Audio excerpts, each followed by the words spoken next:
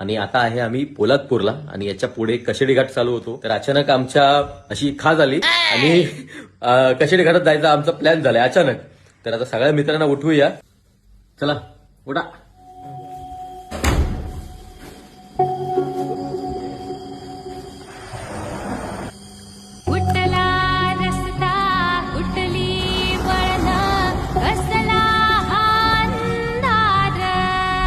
old मॉन्ग, थंडी की माती